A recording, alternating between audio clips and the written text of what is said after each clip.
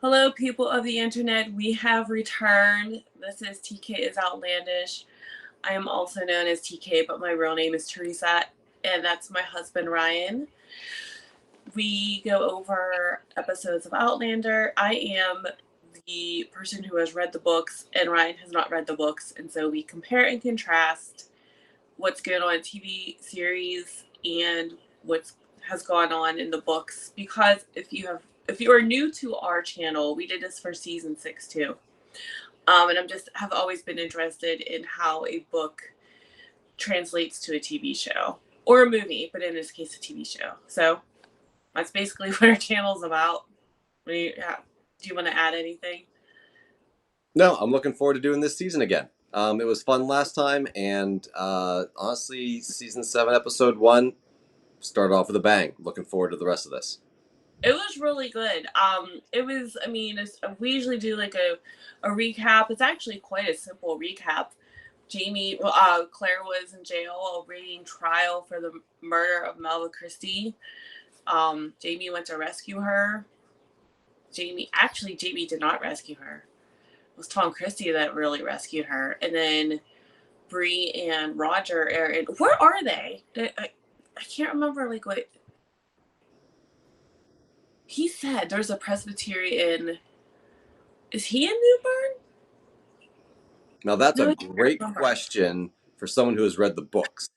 So, No, no, it's not because they deviated from the book a lot in this episode. hmm, Not okay. So as I was watching this episode, now you have to keep in mind that if you haven't read the books, so they took a lot of events from book 6 and put it into season 5. So in book 6, Claire gets taken by the Brownsville men, Lionel Brown. Stephen Bonnet's still alive, and Bree gets kidnapped.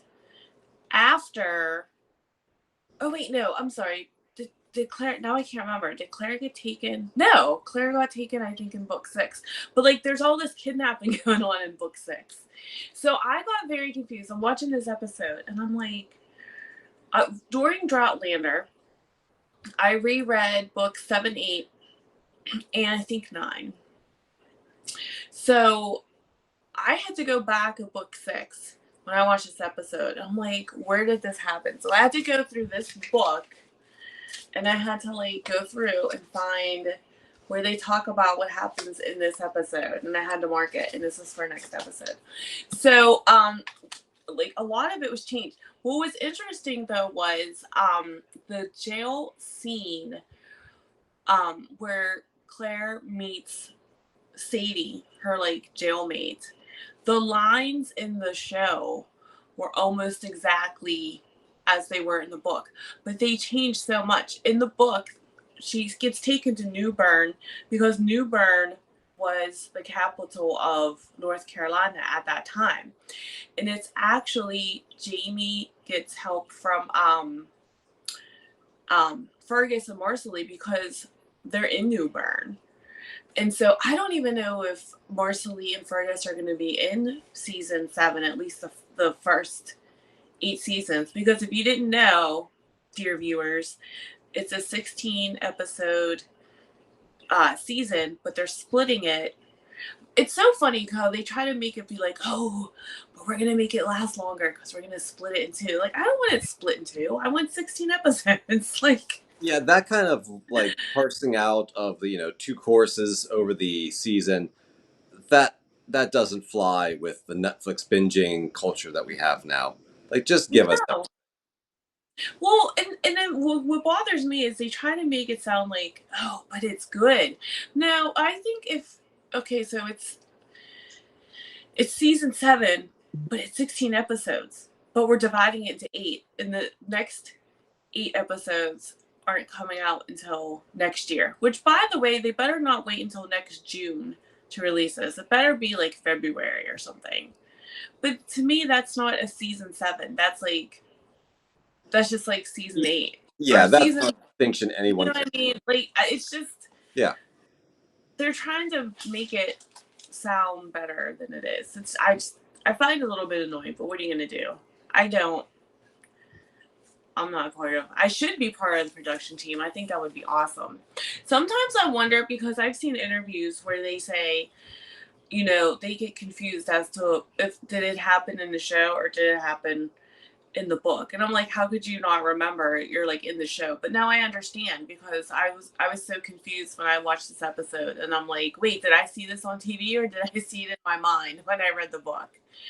But the one thing it's not a book versus TV thing really, but like Sadie, Claire's cellmate, why does everyone have like a Cockney accent? Like I understand there's a lot of people coming from England living in um living in America at this time. But like how many generations do you have to be in America where you're still like did you just get off the boat? Like I don't understand. Do you think it's also they're trying to indicate someone's general status, Class? class status? Yes. By It giving can't someone a very cockneyed accent, you kind of designate them towards a lower class. It's kind of like a story. Yes, and it annoys me. It's like when I watched Les Mis and like the lower class people are Cockney, even though it all takes place in France, and it like really irritates me. So things like little things like that irritate me. Not, I don't know. Maybe it's just a thing about me. But let me The one see thing I this. want to ask, Hmm. so the division between the books and the show, the TV show, is widening at this point, um, Yeah. right? So they can't really go back to patch things. Well, I guess they could retcon or patch things up later, but Well, they can't bring Stephen Bonnet back to life right, because yeah, he things like killed. that. Things like Yeah. the dead people are dead. This isn't like Mhm. A soap opera. a soap opera, right? Yeah, yeah, yeah. They just had amnesia.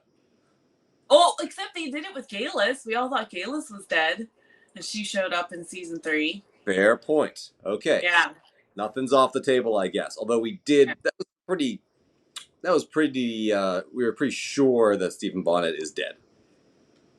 Well, she shot him in the head. So, but at least like with Galus, Pretty we sure. Pretty sure. thought she was dead because we saw her being dragged up, but we didn't see her get burned. We didn't see her die. We just That's right. Horror assumed. story rules.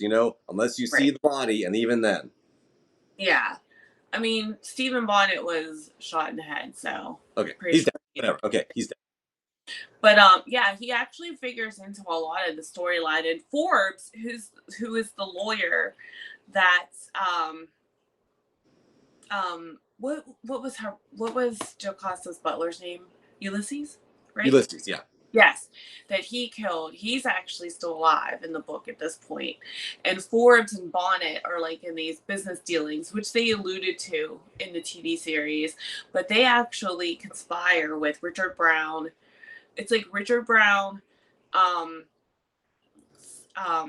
Forbes, because Forbes is still like mad that Brianna rejected him and spurned him when Jocasta was trying to get her married off way back in book 4, season 4.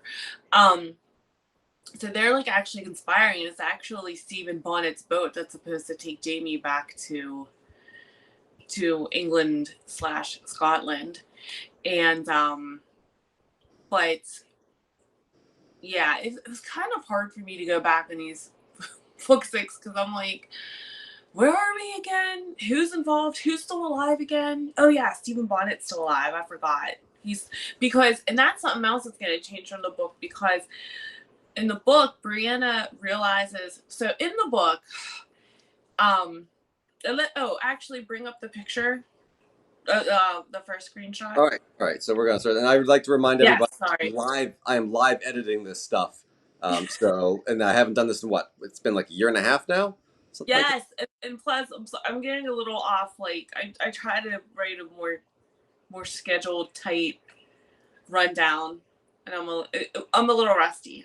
So go We'll work ahead. on it. We promise. We promise. We'll get back into Yeah. this. Thanks. So there's Roger and Wendigo. Wendigo. Wendigo. We Wendy. saw him. I liked where he was like, I'm not a thief. I just needed a gemstone to get back. Well, then you are a thief, aren't you? A thief with maybe a good purpose, but a thief Yes, nonetheless. a thief nonetheless. So, I could not find by the time we recorded this because we pushed us back so far.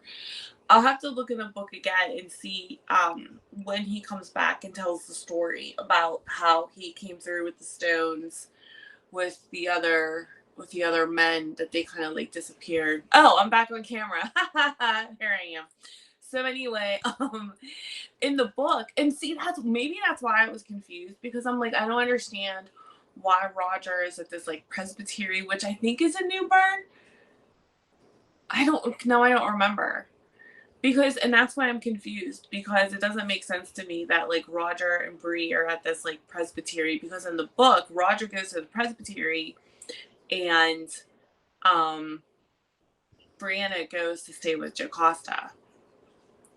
So maybe that's why I'm confused. So like they're like, "Oh, Roger, you're gonna talk to these soldiers." I'm like, Why? I don't understand. What's that got to do with being in the presbytery?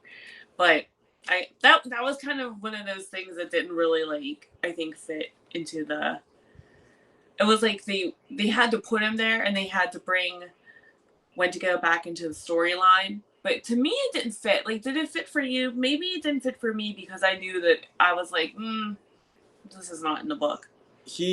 Yeah. So we remember season 6 didn't end with him, but one of the last scenes we saw from one of the episodes was him whistling in the prison, and so we knew that there was some kind of future person uh, in in the prison, and that they were going to obviously play some part in future episodes because we looked at the gemstone that they had in his hand.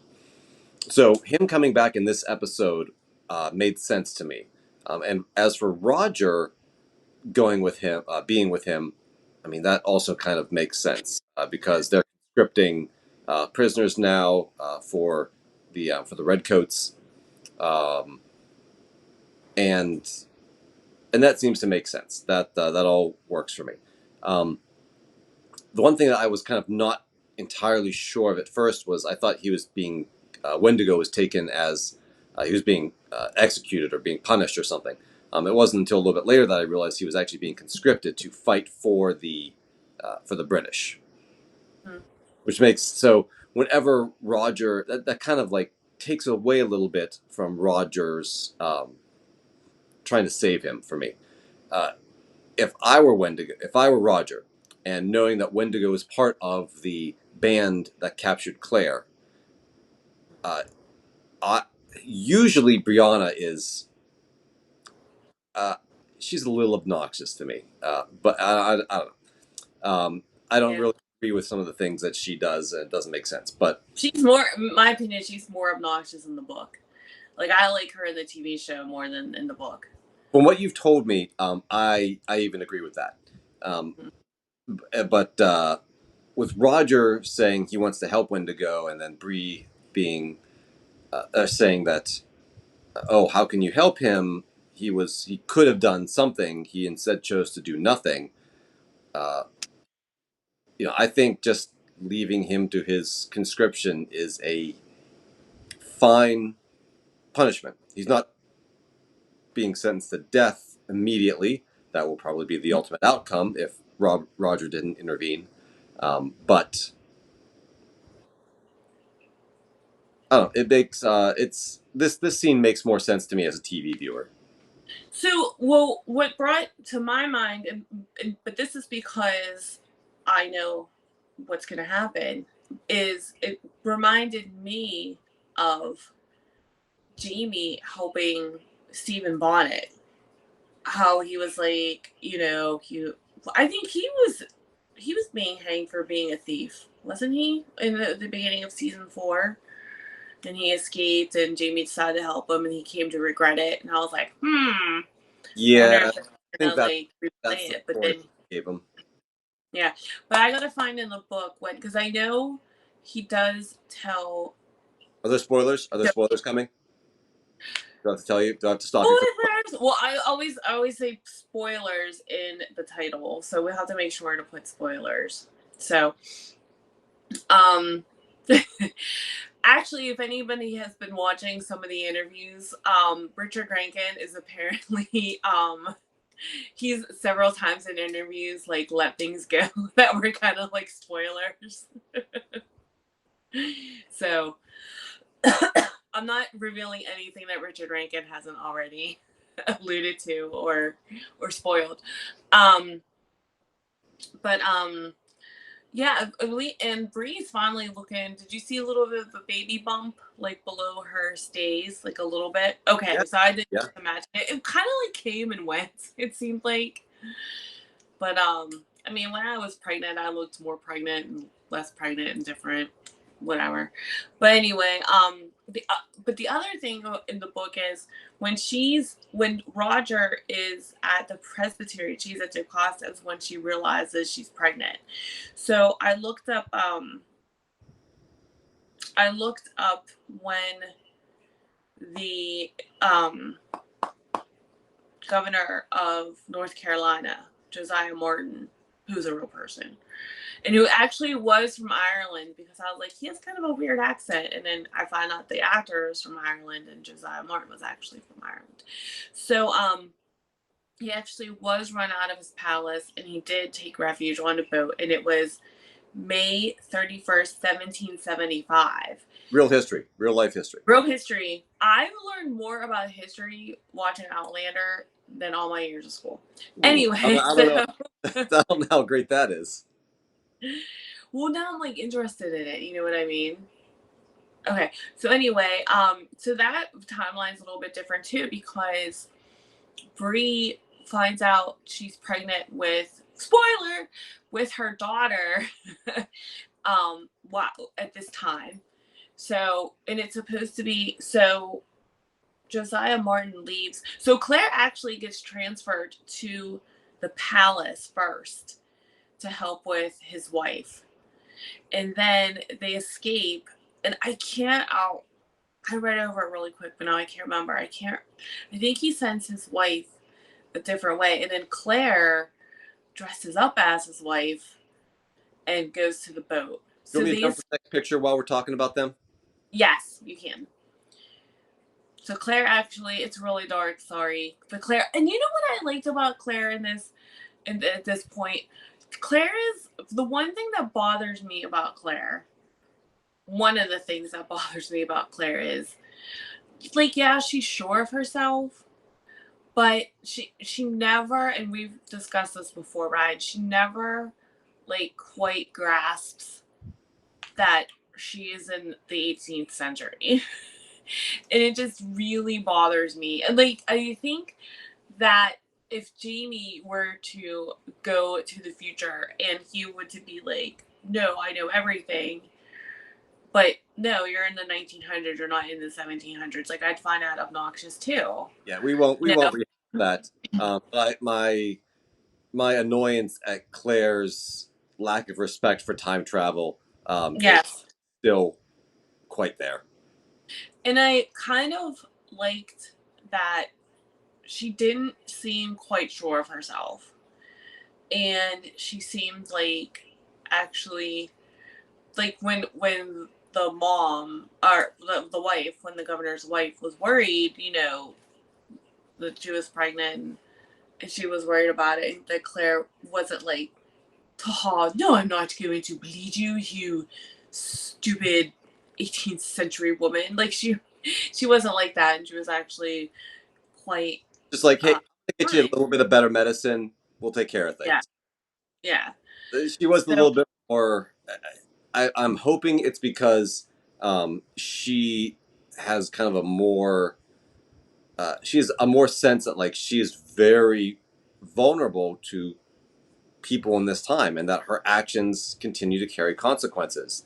And hoping yes, and her I experience with hope the Browns and all of the stuff that happened in uh, season 5 um, has humbled season 5. her. Oh, you mean the The abduction. not the aftermath of season.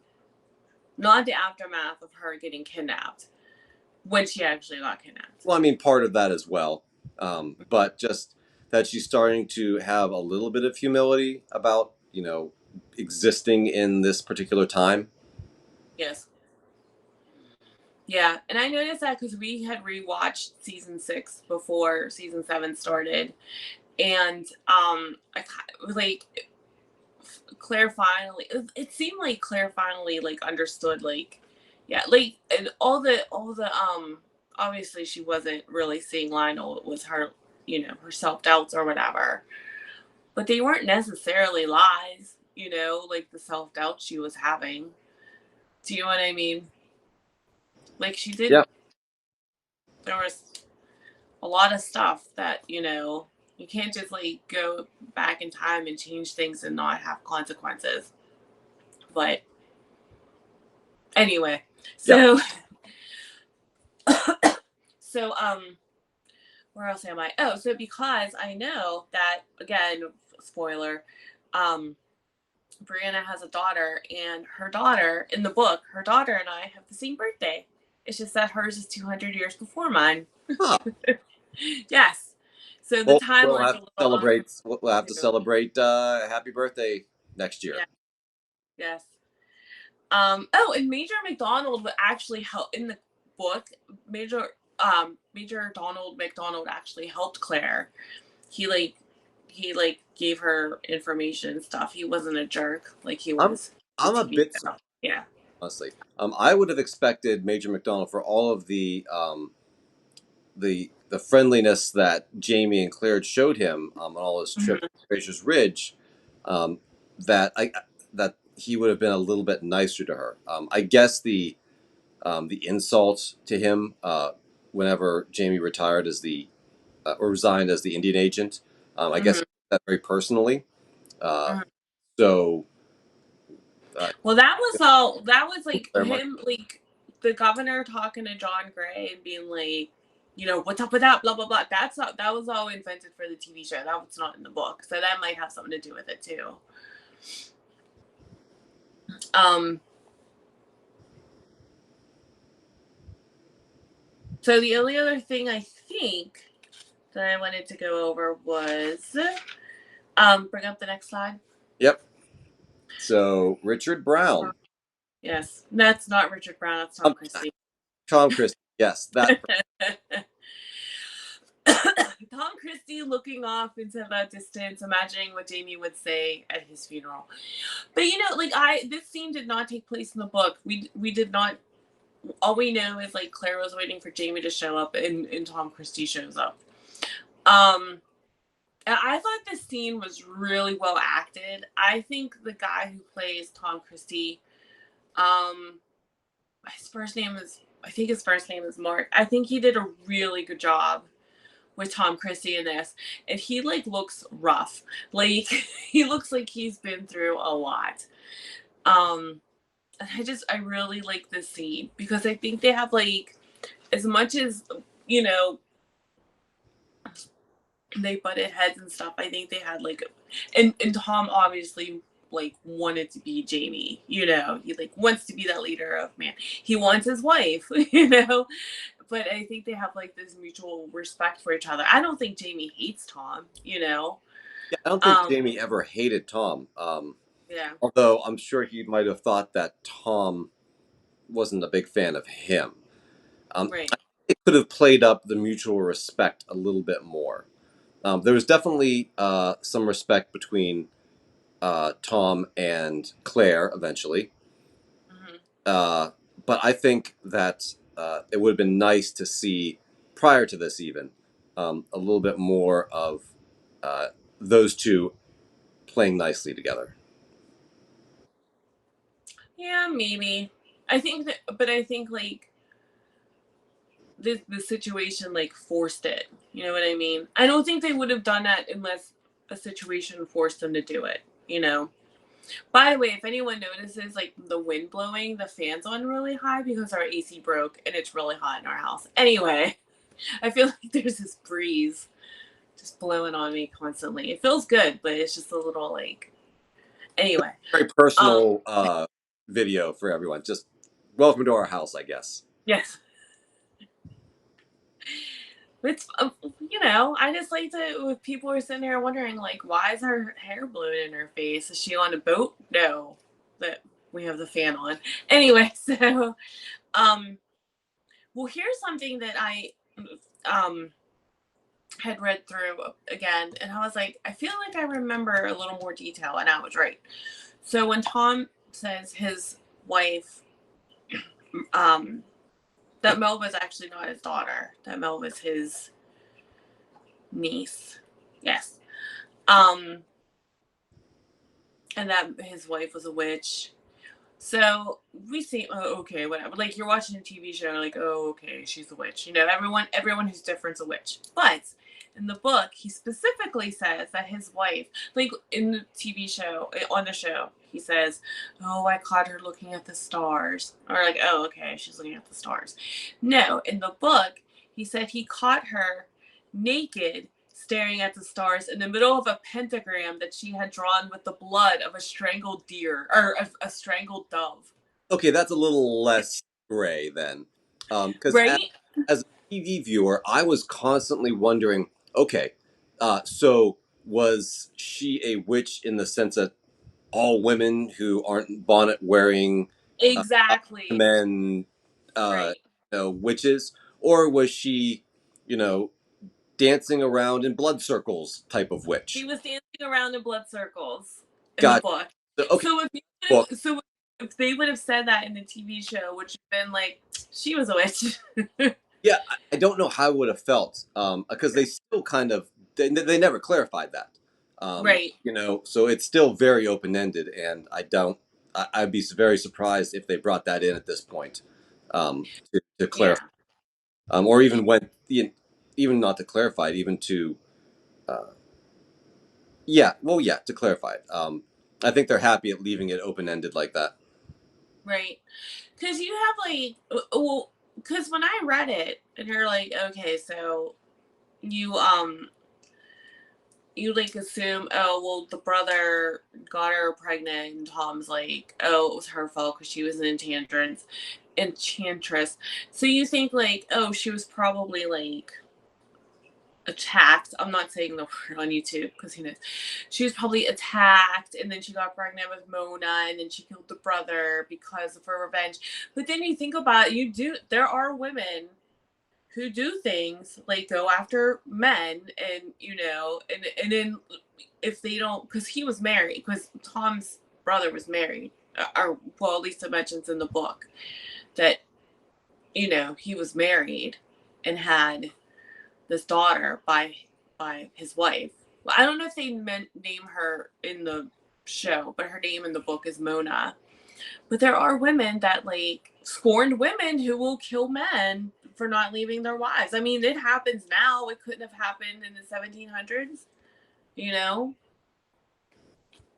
Yeah, Not necessarily a victim, I think they left it open ended. I just don't think that was. I don't think that was a subject they really wanted to probe or really Yeah. felt needed any more clarification Yeah. because they're not going to. Um, Uh, well, I don't know. They're probably not going to delve too much deeper into the Christie's background. I think we're pretty much approaching. oh, aren't they though? Do you not remember the preview where Claire finds Alan on Melva's grave and Oh, says, I'm sorry for your loss? no. That's certainly hopefully going to close off a bit of the story here. Um, Mm-hmm. what you've told me, but Mm-hmm. I don't think they're going to talk too much about the background, like their mothers. The yeah, the Christie's mothers. We'll see because Alan might say something. I don't know if it'd be specifically about the mom, but it might be about their like his and Melva's background. Do you know what I mean? Maybe they'll say it again just to reaffirm that they are not blood siblings. I mean they're half siblings. Well, yes, but not full They're blood. like cousins. Yes. They're like half sibling cousins. Okay, so anyway, So let's just talk about the preview, the short preview that they gave for next episode. The one thing I noticed was Claire's hair is like longer, so I'm thinking that there's like a time jump from this episode, at least a couple months maybe. Um, and we see that Bree meets William. So in the book, Bree has no idea William exists until she sees him because he's supposed to look exactly like Jamie and exactly like Brianna. Except he's supposed to have like where Jamie has red hair, William has dark hair. And I just don't think the actor looks anything like Sam Heughan. I don't see it. I think he looks a lot like Geneva, the actress, the mother. I don't think it looks like Jamie at all. Yeah, that was a rough casting job. Mm-hmm. I don't know. Just the pre. But We'll oh, see. but I the couple like clips I saw of the actor acting. I think his name's Charles. For I forget his last name. He seems like he portrays the character very well because I did not like William when I read him in the book. I didn't like him until like book 9. I found him very annoying and immature and just I don't know. But the couple of clips I had seen of him acting, I'm like, maybe I won't hate William this time. Well, But as a TV viewer, I have no experience with William really, other than the childhood scenes with him and Jamie from season 3. well, no, he came up in season 4 too. Remember when Hey, John visited him? yep, that's right. To introduce him briefly, that's right. Mm-hmm. But I wonder if they kind of brought Jamie into telling because the whole Bree and Roger trying to go back at season 5 and it doesn't work. That's not in the book at all. But I wonder if like Jamie told Brianna about William because they didn't know if they could cast someone who looked like you know what I mean, like they didn't know if they could cast someone that would look exactly like Jamie, that Brianna would see him and be like, oh my god, he has to be my brother because he looks, it's like looking in the mirror, or he looks exactly like my father. So, yeah, we'll see how that goes. And then you have Claire seeing Alan, my least favorite Christy, um, at Melva's grave.